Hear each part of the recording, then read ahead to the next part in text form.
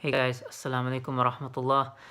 So for today's video, I want to share this analogy that I heard recently, and I thought it was really good and worthwhile sharing, inshallah. So basically, let's take the example of a pair of twins, two twins that are in the womb of their mother, they're not yet born, and so they're conversing amongst each other, and twin A says to twin B, I think that there is life after this womb.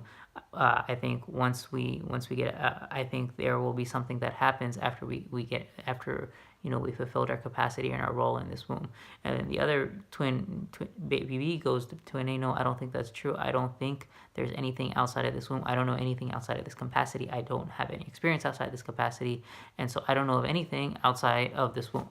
And so they argue and they bicker and they they agree to disagree. And but what ends up happening when the mother hits 9 months, and she will give birth, and she'll give birth to both babies, right? Both twin A and twin B, regardless of the fact of whether or not twin A and B both had the same belief or not.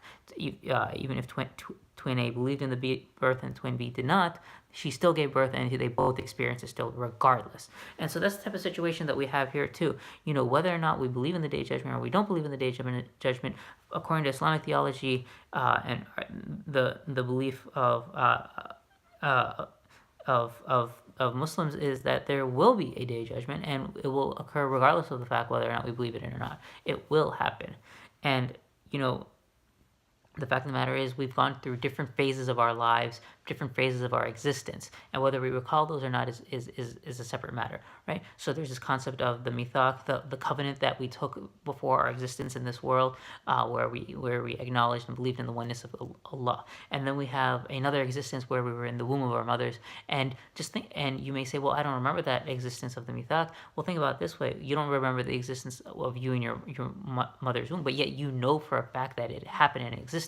Similarly, when we were like 3 years old or 2 years old or 4 years old, if our parents took us to Disney World at 2 years old, we may not recall that. I mean, the fact of the matter is, my earliest memory is probably from when I was like 4 or 5 years old. And so even if my parents have photographic evidence that, hey, you were at Disney World at 2 years old, the fact of the matter is, if I may not recall it, but that doesn't mean that I didn't think about it, know it, experience it. I mean, any of us who have children know that, at 1, 2, 3 years old, they have such significant personalities, and that you can tell that they're thinking and they're feeling and they're going through these emotions.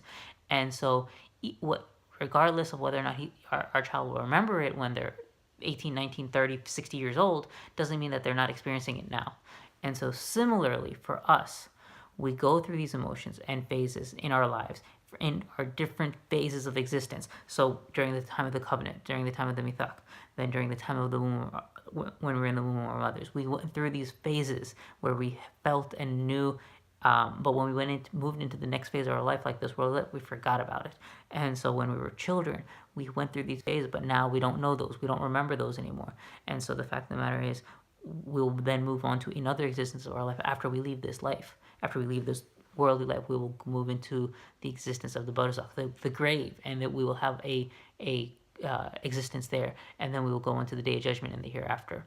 And the only way to make sure that that the next existence that we have is better is to do well and prepare for it in the current existence that we're in.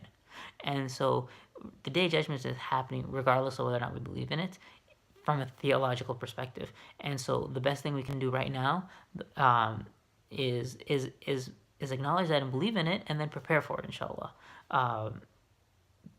This video was a little bit harder to explain the concept that I was trying to get across. I hope it came across clear, inshallah. Jazakumullah khair. Assalamu alaikum.